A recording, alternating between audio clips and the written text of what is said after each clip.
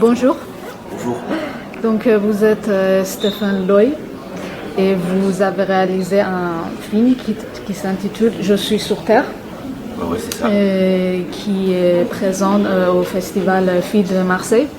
C'est hors compétition, c'est ça? Non, il est pas du tout en compétition. Il n'est pas dessus.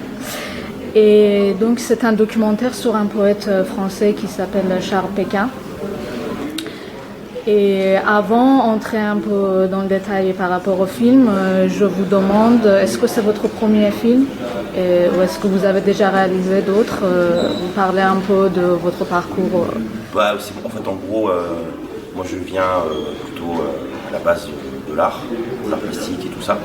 Donc il y a eu comme ça, avant d'entrer dans le cinéma, des objets intermédiaires entre la vidéo, les débuts de fiction et tout ça, mais avec des économies extrêmement fragiles, qui étaient plutôt liées à de l'art, des expositions et ce genre de choses. Et là, c'est vraiment le premier film où je suis complètement lié à une boîte de production, on le qualifiera de premier film. Ouais. Et je pense que c'est un truc qui est important aussi pour comprendre comment a été fabriqué le film sur Charles Péquin. Ouais. Et qu'est-ce que vous avez fait en art plastique précisément? Du dessin, de la sculpture, de la performance. J'écris aussi un peu. De la poésie?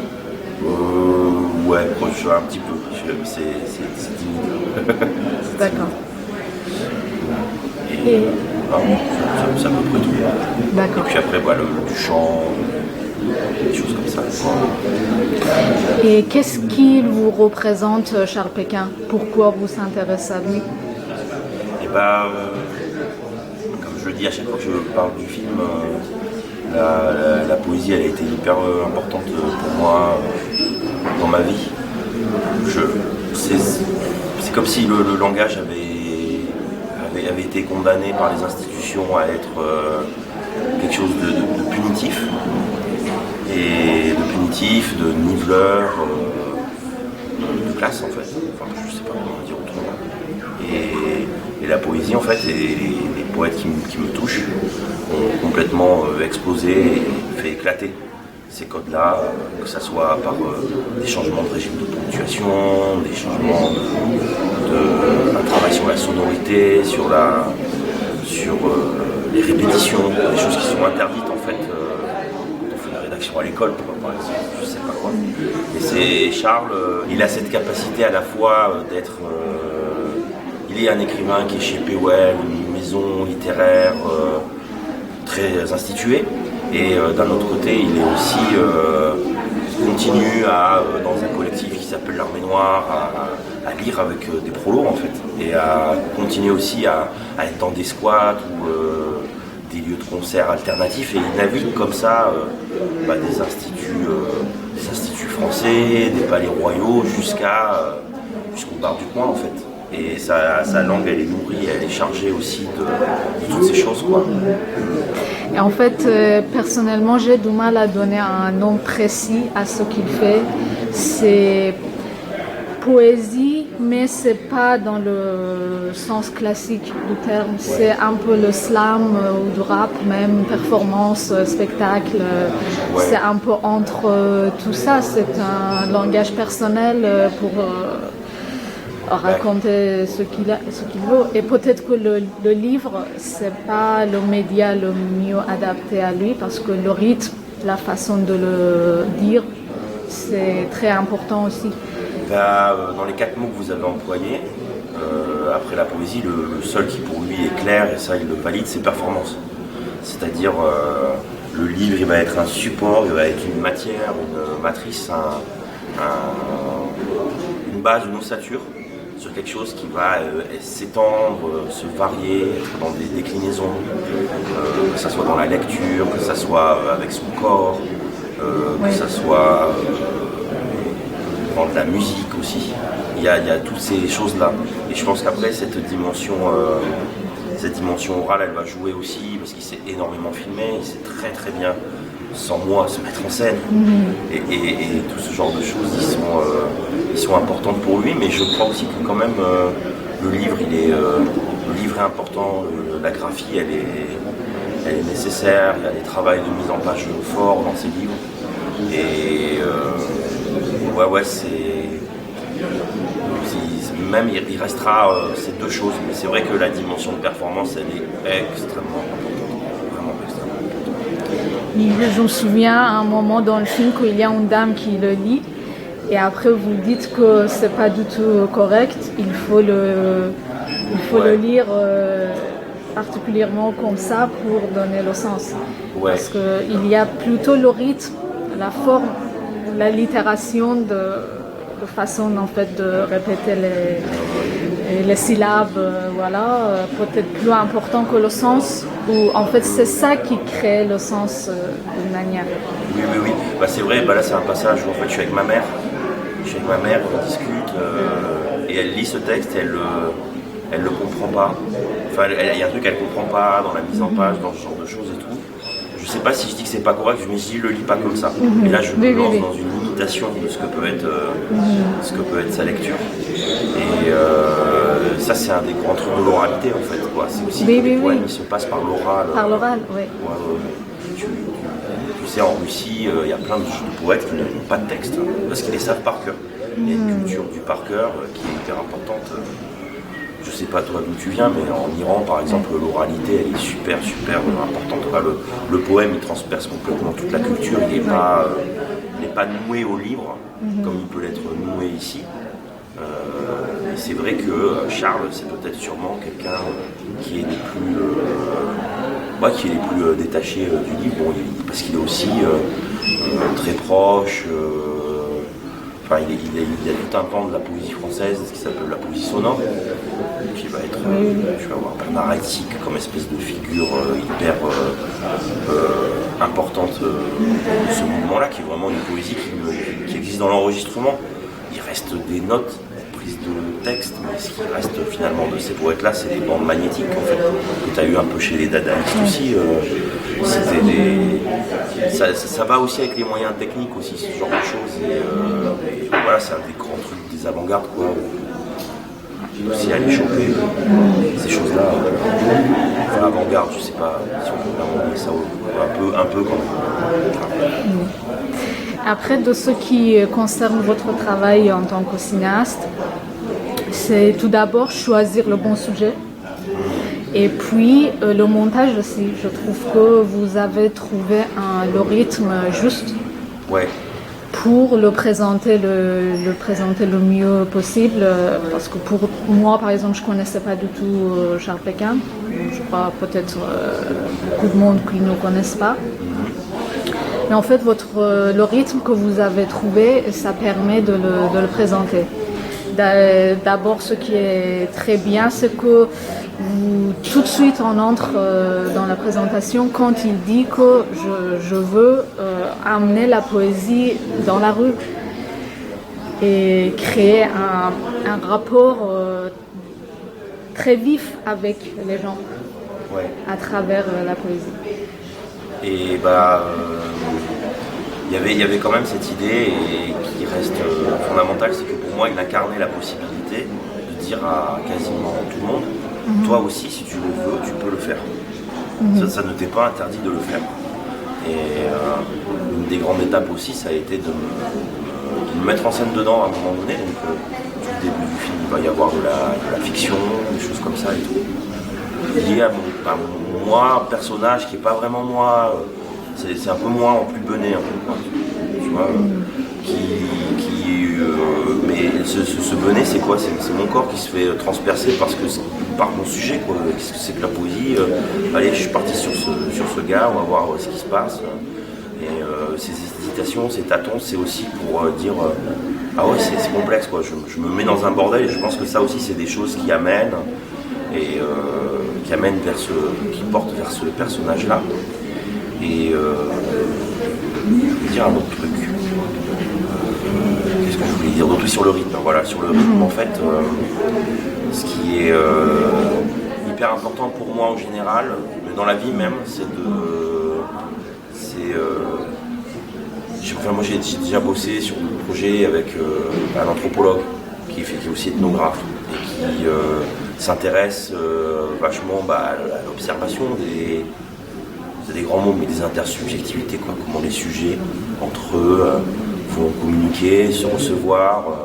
Et tu vois, il y a plein de détails, mais par exemple, qu'est-ce que ça implique que tu sois derrière la caméra, quand tu me parles, si tu serais assis là, ça serait autre chose. Tu vois, Oui. si on serait face à face, la caméra du pied, mais ça change en fait complètement le rapport. Là, il y a clairement un objet entre nous et le rapport change. Et tout ce genre de détails, pour moi, ils sont hyper importants et ils me travaillent. Et il y a une chose qui est claire, c'est que, en tout cas sur le cadre d'un portrait, je pense que le cinéma, il peut pas, le cinéma ne doit pas interférer sur le rythme des êtres en fait. Il faut aller dans leur rythme. Et en fait, je pense que je suis sur Terre, il est vraiment dans un truc où, enfin, en tout cas, j'ai vraiment essayé. J'ai le rythme du bonhomme. Je m'engouffre dans son rythme, qui n'est pas le mien, clairement. Et j'essaye de suivre son rythme. En fait, il y a une, voilà, Charles, il a une dynamique et moi, je viens et ça devient comme ça, une espèce d'entrelac de rythmique. Je préfère ça que le truc qui pose et qui impose. C'est comme ça, bon, la lumière est bien. Enfin, il faut bien évidemment qu'il faut un peu travailler les choses pour qu'elles apparaissent et elles existent. Mais il faut surtout pas, ça reste très important pour moi, il faut surtout pas que le cinéma il impose son rythme dans un portrait, quoi. Enfin, moi, les cinéastes qui font comme ça me plaît, quoi. Et c'est quoi votre rapport avec le cinéma documentaire? Est-ce que vous avez des réalisateurs que vous aimez bien? Ou des réalisateurs ou des films particulièrement que vous pouvez citer? Ouais, citer des réalisateurs documentaires que j'aime beaucoup, ouais, je pourrais le faire, mais c'est vrai que c'est peut-être pas. Moi j'ai l'impression que c'est quand même un film, en tout cas, on a toujours l'impression qu'il va remplir les cahiers des charges du documentaire, le passage chez la famille, enfin il y a tous les trucs un peu. On a deux doigts du cliché, et toujours à chaque fois, j'ai essayé vraiment au dernier moment, où ça arrive pas dans le bon sens. Enfin, il y a une séquence qui va être émotionnelle, puis il va se passer un truc super drôle, on va comprendre. Enfin, j'ai vraiment essayé au maximum, et parce que je trouve que c'est. J'aime bien les choses qui sont comme ça dans la vie, ça a l'air simple, c'est toujours super compliqué. Et ça, je trouve ça super bon. Et après, sur les cinéastes, les trucs qui vont me marquer. Par exemple, je sais que je pense que je suis hyper différent, mais Alain Cavalier, il me marque vachement, parce que surtout sur les derniers temps, parce que la fiction, elle arrive à la fin du film et tout ça, et je sais que ça a été vraiment,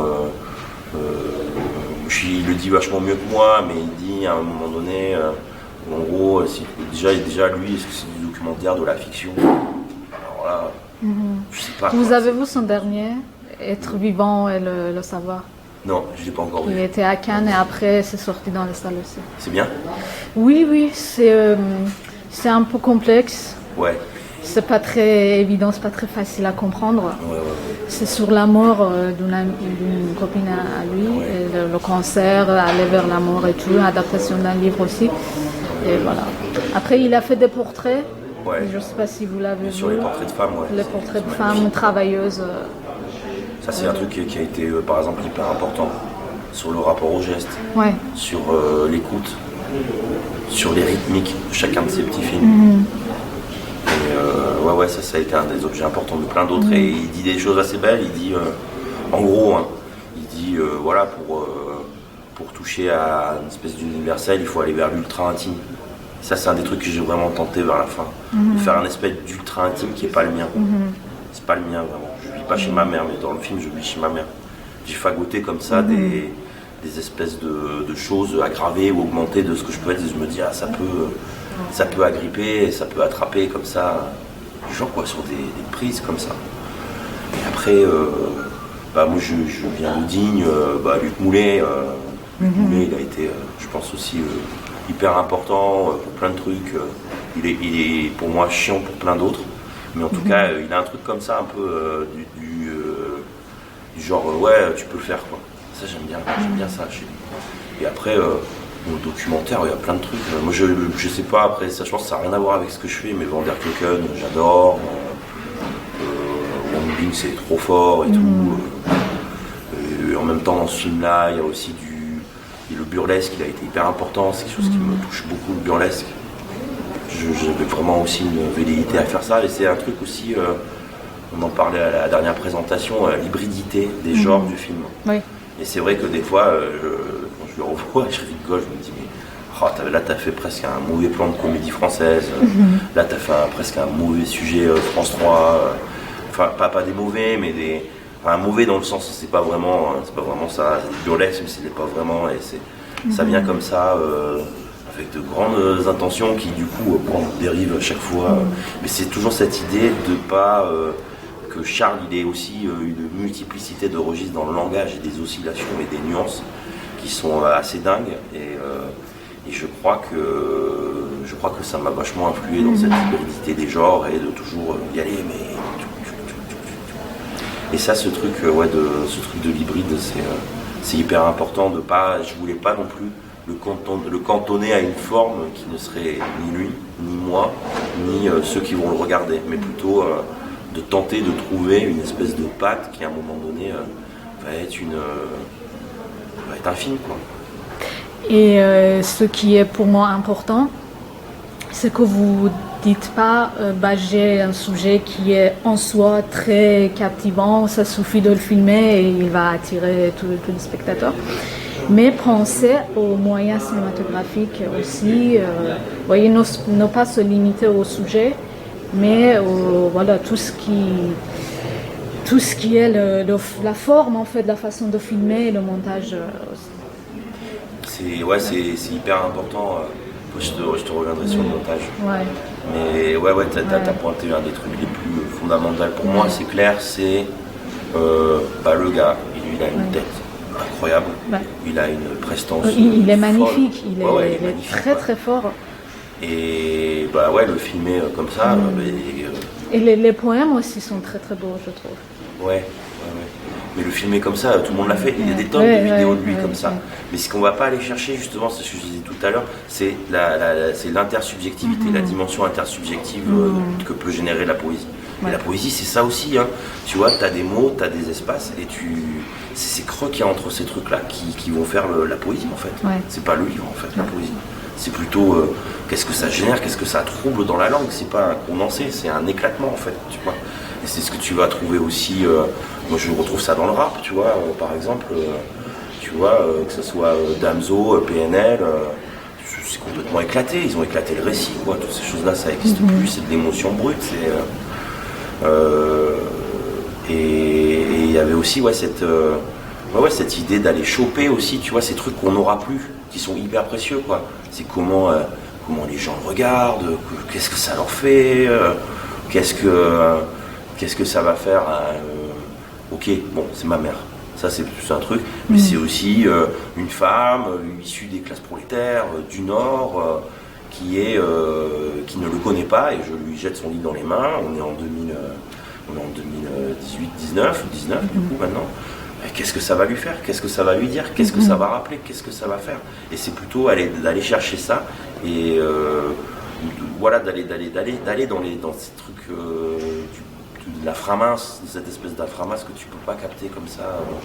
Enfin, il faut le capter avec une vraie attention de film, quoi. C'est genre, j'ai toujours essayé de venir le voir avec quand même des objectifs précis, alors que c'est souvent la même chose.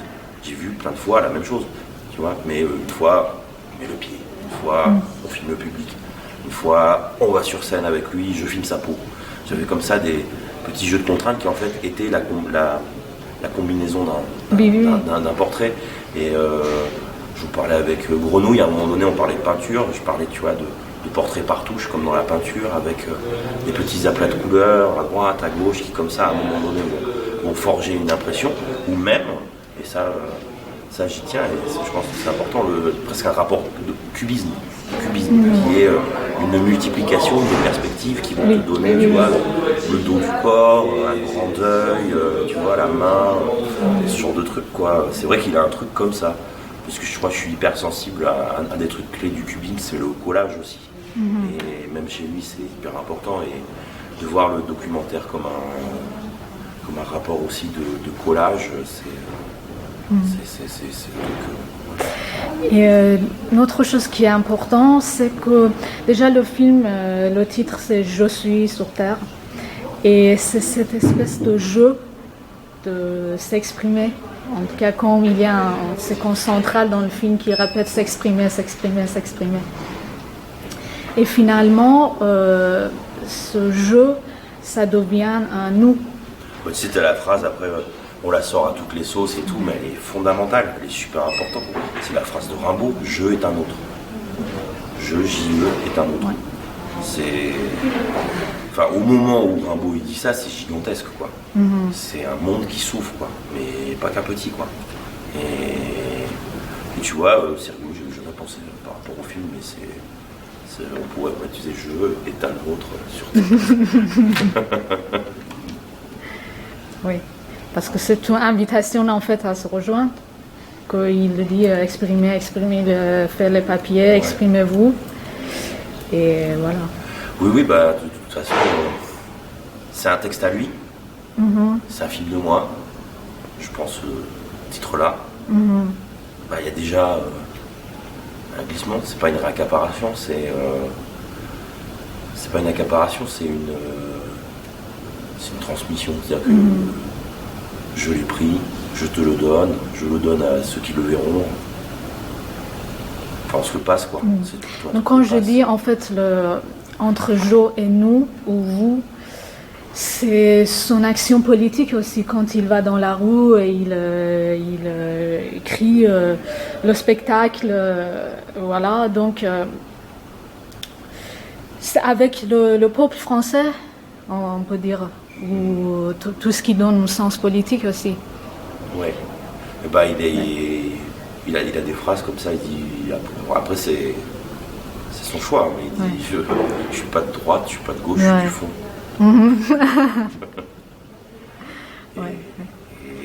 Oui, dans la dimension politique, elle est limpide, elle est assez évidente chez lui. C'est un des trucs qui me touche beaucoup chez lui, c'est que j'ai toujours trouvé assez juste sur ces questions-là et ce qu'il en fait. Et si tu veux, c'est aussi quelque chose qui va passer beaucoup, je trouve, dans le rapport qu'il a aux autres, quoi. Enfin, on le voit un petit peu dans le film et tout, mais c'est il a il y a une évidence dans les rapports. Il n'y a pas de distance, quoi. Enfin, ici, il y a une distance, mais il appréhende vraiment. Il est hyper abordable, quoi. Il est hyper. Je sais pas, t'as envie de le prendre dans tes bras ou qu'il te prenne dans les bras, tu vois. Il y a un truc qui t'accueille, en fait. Oui. Il y a une langue accueillante et la façon dont il performe et ces choses-là sont aussi de cet ordre-là. Et c'est vrai qu'un des défis, c'était aussi de générer un film qui pouvait être, je pense, d'une façon très différente, parce qu'on est quand même très différents, forme d'accueil. Et vous pouvez parler un peu sur votre rapport avec lui? Je crois que c'est pareil, il faut pour le voir, il ne faut jamais oublier que c'est pas moi. Et que, évidemment, qu'il y a un peu de moi, enfin ce que je disais dans cette espèce d'intime universel, il y a un peu de moi, même beaucoup, mais je crois que je voulais porter le film aussi vers quelque chose de cet ordre-là, quoi, un truc du genre, tiens vas-y, tu peux dire waouh sur lui, quoi. Tu peux dire ah waouh, il est incroyable. Il l'est, mais dans ces jeux d'aggravation, on pousse les choses, on les transporte, on s'envole, quoi. Enfin c'est l'idée aussi qu'il y avait dans ce film-là, quoi, c'est de faire une méga géographie, quoi. Et parce que je ne me vois pas faire autre chose sur quelqu'un que ça. Si on fait un film dessus, tu passes 3-4 ans sur quelqu'un, si tu l'aimes pas, c'est compliqué, hein, c'est dur. Mais tu peux, hein, c'est des autres énergies moteurs. En tout cas, dans ce cadre-là, la dimension, la géographie a pris le dessus.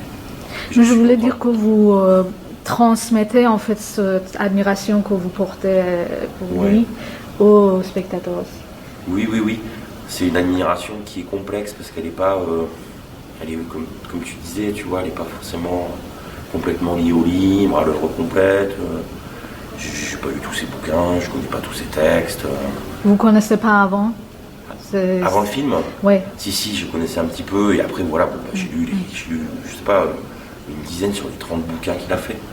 Parce que c'est pas, comme je te disais, tu vois, sur le rapport de ces trucs un peu intersubjectifs et tout ça, je n'ai pas, j'ai pas cherché forcément à être, j'ai pas fait une thèse sur lui, et je le ferai pas, en fait.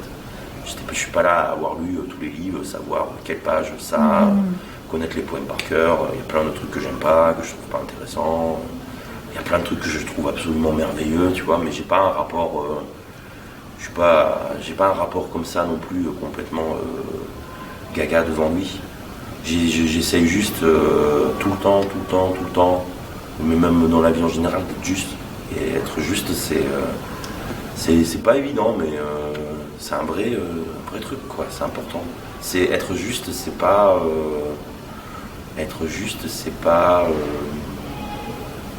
dire tout le temps c'est génial, c'est super et tout, mais c'est de montrer les choses telles qu'elles sont. Et je pense que le film montre les choses telles qu'elles sont. Ces textes sont là, les performances sont là, il y a un point de vue dessus, des propositions, mais il n'y a pas, même si, ouais, il y a ce truc que je te disais de la géographie, mais en même temps, les choses elles sont telles qu'elles sont. Il y a des trucs tu peux mal les prendre, hein. Tu vois, la scène de la cantine, moi je la trouve hyper forte et magnifique, mais tu vois, c'est génial. Quand il est sur Terre, quand en fait, il dit au milieu d'une cantine EDF. Et les regards des gens. Ouais, et tu vois, je pense que tu peux le prendre super. Tu peux le voir l'autre sens aussi, hein. Je sais pas, je pense que tu peux le voir presque mal, hein, tu vois, j'en sais rien. Pourquoi mal? Bon, c'est une action de toute façon. Ah oui, c'est une action super forte, c'est dingue et tout. Et la lecture, elle est géniale, je la trouve très belle et tout. Mais tu vois, il y a des gens qui vont me dire, ah ouais, mais une cantine, c'est pas un beau lieu pour faire une lecture, machin, il l'écoute pas. Enfin, je veux dire, c'est des discussions qui ont été menées, hein, ce genre de discussion. Et moi, c'était fondamental, hein, pour moi, c'est une des scènes clés du film. Oui, voilà, mais justement, c'est ça, il oblige à écouter. Mais tu vois, c'est un truc de... Tu vois, quand je te disais de la justesse, sur ces trucs-là, j'ai essayé d'être juste et de juste me montrer les choses telles qu'elles sont. Ok, il regarde pas tout, il mange, il y en a, tu sens que ça ne plaît pas trop. Putain, ils sont là, ils se disent waouh. Tu vois, moi, ce qui m'excite, c'est de m'imaginer, de montrer que t'as ce gars-là, il est chez un éditeur institué, il va sur France Culture, Arte, machin, Pantaloufin, mais il est toujours le lundi, le mardi, le vendredi, il est à la cantine, au machin, au truc, et puis il continue à répandre comme ça sa poésie, et puis avec juste ce truc qui est qu'il y a une... tu peux t'assimiler, tu peux te projeter en lui, quoi. Et je me dis, dans cette cantine, il y a peut-être une ou deux personnes que ça va changer leur vie, en fait. Et ça, je trouve ça fou. Après, j'ai une question, peut-être il faut mieux demander à lui, mais il n'est pas là, il n'est pas venu à Marseille. Ouais. Non, il est en plein boulot. Là. Et en fait, je souhaiterais savoir pourquoi il a fait le choix de choisir ce voie-là, en fait. Qu'est-ce qu'il a fait, qu'est-ce qui lui est arrivé, qu'il a commencé à faire ça. Ouais. Oui, parce qu'à la base, il y a la base gendarme, hein. On n'a pas parlé, je crois, jusque-là. Il était gendarme. Il y a eu, je pense, plusieurs rencontres. Enfin, je vais un peu répondre pour lui, mais il te répondra évidemment mieux que moi. Je pense qu'il sera ravi de te parler, hein, si tu veux. Il y a plusieurs choses. Je crois qu'il y a la rencontre de Artaud dans le dictionnaire, qui est hyper forte chez lui. Dans le dictionnaire, il voit Antonin Artaud et il y a tous les noms des livres qu'a écrit Artaud, Mobilité, le Pesner, tout. Et tu vois qu'est-ce que c'est que ce truc, et il tombe dessus et il trouve ça. Il n'était pas quelqu'un qui a fait des études de lettres, poésie, etc. Il a commencé très vite, jeune, à la gendarmerie. Hein. D'accord. Il n'a pas fait d'études, il aurait bien aimé faire les beaux-arts. Il aurait bien aimé faire les beaux-arts, mais il les a pas fait, quoi. Il est parti dans le boulot, mariage, vie très classique. Il y a eu ça, et il y a eu la rencontre. Il y a eu Apollinaire aussi au même moment, donc il y a Apollinaire, mais très vite, et le père écrivait un peu aussi. Et après, il y a vraiment la rencontre clé, c'est, je crois, enfin il te le dira plus précisément, mais il entend Christian Prigent à la radio. Et là, subjugué, il se dit, ouais, c'est parti, je vais écrire. Prigent est poète, chez POL aussi. Et il y a eu un déclic comme ça. Il y a eu un déclic comme ça, il y a quelque chose dont il parle aussi dans le film, tu sais, c'est à un moment donné, quand il était au bureau, parce qu'il était plutôt dans l'informatique, en gendarmerie, enfin pas que, il fait plein d'autres trucs, mais il entendait les gens parler, et en fait, d'un coup, il avait le besoin de retranscrire et d'aller capter ses mots et ses phrases. Et du coup, il prenait tout en tête, et après, il partait aux toilettes. Il écrivait comme ça ce qui était dit, et puis après, il retournait, ou il écrivait vachement dans le... À l'époque, en banlieue parisienne, il écrivait dans le RER. Et il a un truc où il disait, tu vois, il parlait de l'inversion du rapport au travail. C'est quand je suis pas au travail que je travaille. Il y a des poèmes comme ça où il dit ça. Tu vois, il a eu un comme ça, je pense. D'un coup, ce truc de la poésie s'est niché dans tous les creux de sa vie. Et il a pris de la place, et puis d'un coup, c'était lui, quoi. Il l'a complètement pris en corps. Après, il a commencé à présenter, faire des performances. Ouais. Oui, non, je crois que ça a commencé par l'écriture, et très vite, il a été invité dans des lectures. D'accord. Au début, c'est comme tu le vois, tu as une archive de 96, de la lecture à la table, assise. C'est une lecture classique, en fait, oui, avec son ton, sa tonalité. Et après, d'un coup, il se lève, et après, c'est parti, quoi.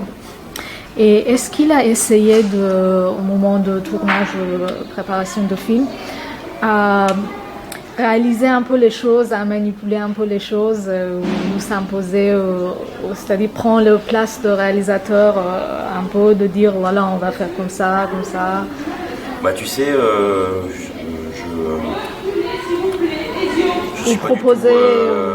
je suis pas du tout, je suis pas rigide, tyrannique. Je pense pas qu'on est obligé d'être tyrannique à la Herzog pour faire du cinéma, tu vois. Je pense que ça peut être un peu plus subtil, et que même tu peux même être assez autoritaire en étant cool. Hein. Enfin en tout cas avec ce truc, tu vois, que je te disais au début, d'accompagner et de prendre dans le rythme les gens. J'ai beaucoup laissé de marge, quoi, à des trucs, proposer des choses. L'idée, c'est qu'en fait, de lancer un peu des trucs, quoi. Tu vois, j'ai souvent, ça a été un peu ça. J'ai lancé un peu des trucs, je me dis non, et puis d'un coup, hop, on le fait, quoi. On le fait autrement, ou il le décale et il repropose. Il y a quand même eu un peu des jeux de dialogue comme ça, et il y a eu... Après, il y a des séquences où j'ai lâché un peu tu vois, la séquence du Nord, pour moi, c'est plus moi le réel. Clairement. Il y a un moment dans le film, comme ça... C'est lui qui fait un peu tout ce qu'il veut. Moi, je suis juste là un peu... Je suis dans les cadres, je fais un peu de la relance, mais je suis un peu l'assistant, quoi. C'est pas moi qui choisis les cadres. On me dit pas, fais ce plan-là, fais ce plan-là, mais c'est pas très bon, en fait. Hein. Et il y a comme ça, oui, il y a comme ça des moments comme ça où la scène de la mobilette, tu vois, bah, c'est une performance qu'il a fait au téléphone. Du coup, tiens, si tu veux, on a un peu des sous, on peut te le refaire en mode cinoche, quoi. Et il est bien avec le cinéma, il aime. Ouais, il aime bien, ouais. Ouais, il aime bien. Je lui dis, hein, moi je pense qu'il pourrait faire des films. Hein. Il pourrait essayer, ce serait cool. Hein. Faut qu'il essaye, mais des films sur lui s'il veut, enfin, je sais pas, mais.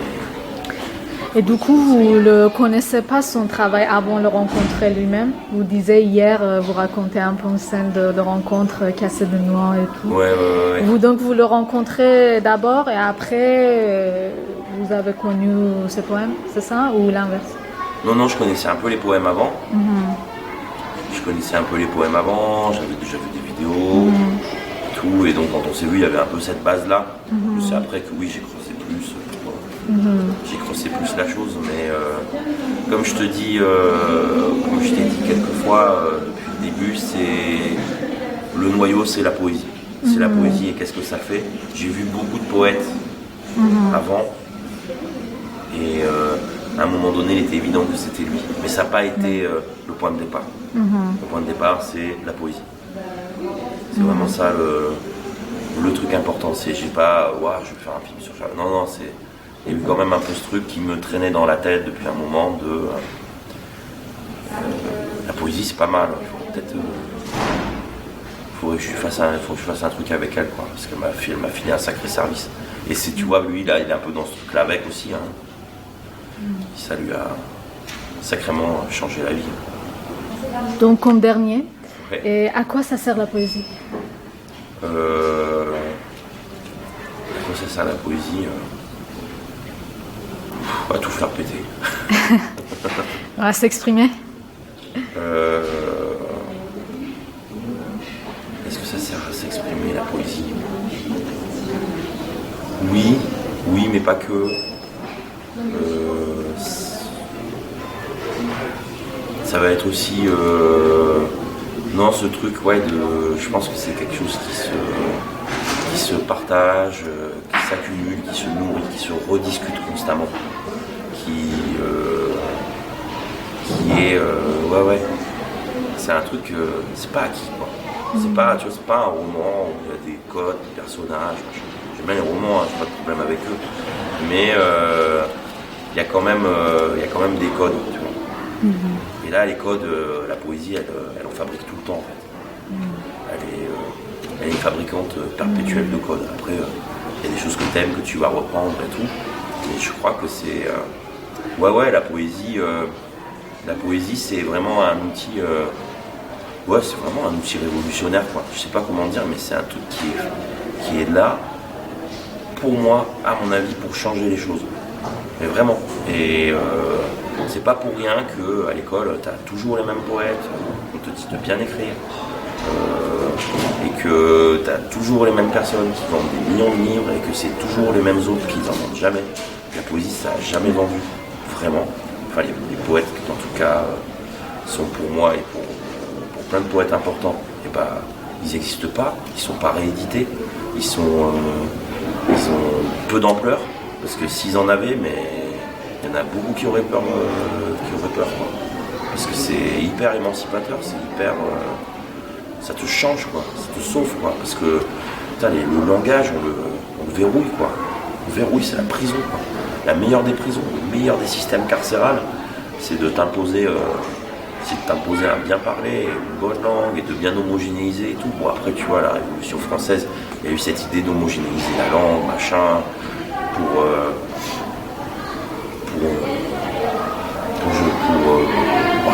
je vais pas développer ça, mais il y a quand même ce truc il y a une langue, et cette langue, c'est clairement la langue du pouvoir.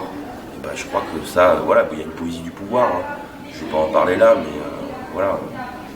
Elle est assez facilement trouvable, celle-là. Comme tu vois, le nombre d'exemplaires de Rimbaud au début, quoi, tu vois, de Rimbaud, même de Genet, c'est des trucs, c'était sous les manteaux que ça se vendait, quoi. Ça a eu très peu d'existence.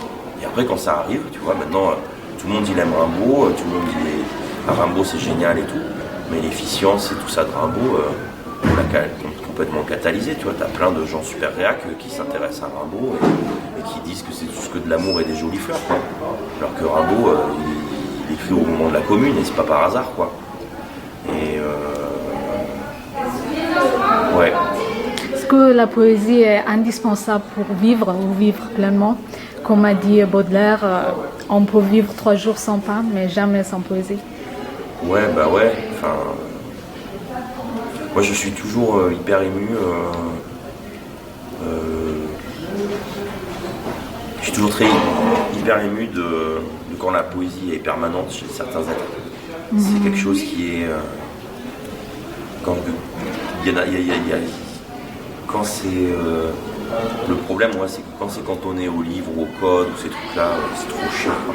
Et tu vois, je te parlais tout à l'heure de l'Iran, par exemple, mais moi j'ai des amis iraniens ou iraniennes et j'ai l'impression que le poème, il est constamment là et qu'ils passent leur journée à faire des poèmes, en fait. Il n'y a que ça. C'est le moteur même de leur vie. Et ça, c'est... Waouh, moi, ça me scotche.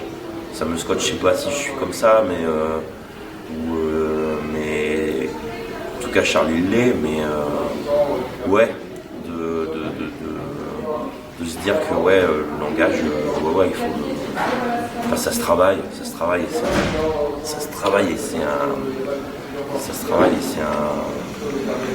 c'est un jeu hyper beau, quoi. Ça rend la vie, ça rend la vie hyper douce. Ça rend la vie hyper douce et surtout ça te rend plus fort parce que franchement, voilà, bon. Après, voilà quoi. On est dans un moment où quand t'as envie de parler ou quand t'as envie de dire que t'es là et que t'existes, on t'arrache des yeux ou des mains et tout. Donc ce que je vais te dire juste après, il faut le peser avec une certaine mesure. Mais la poésie, ça peut te rendre assez invincible quand le langage hiérarchique ou ces trucs-là te vient sur la gueule, quoi. Le langage administratif, ce genre de truc, ou les gens qui te parlent, quoi. La poésie te permet de contourner, de réfléchir, ça devient un jeu. Mais en même temps, à la fois, ce que je te dis juste avant, c'est qu'on n'est vraiment pas dans une période où mais en même temps, tu vois, c'est dingue, les gilets jaunes, mais il y a plein de gens qui se sont mis à faire des poèmes de dingue, hein. Tu vois, et pas que des poètes, quoi, des gens qui n'avaient jamais écrit. Je sais plus, il y a eu un truc, genre je crois que c'est la lettre jaune, des trucs comme ça, il y a plein de trucs qu'ils se sont mis à écrire, quoi. Ça va de pair avec la vie, en fait. Tu vois, tous ces gens avec plein de courage et d'intelligence qui se sont dit que maintenant il fallait parler et arrêter d'être derrière leur télé et tout, très vite, quoi, ils se mettent à vivre, ils se mettent à être amoureux, ils se mettent à se battre et ils se mettent à faire des poèmes. Ça va avec, en fait. Je lisais il n'y a pas longtemps un truc, putain, j'ai oublié son nom, c'est vraiment très très beau. Toi au moins tu es mort avant, c'est un poète, un grec qui a écrit ça. Et très vite, dès le début, il parle du moment où les communistes ils sont vraiment devenus bons en Grèce. Et puis après, enfin il y a eu l'enfer grec. Et il parle de ça aussi à un moment donné.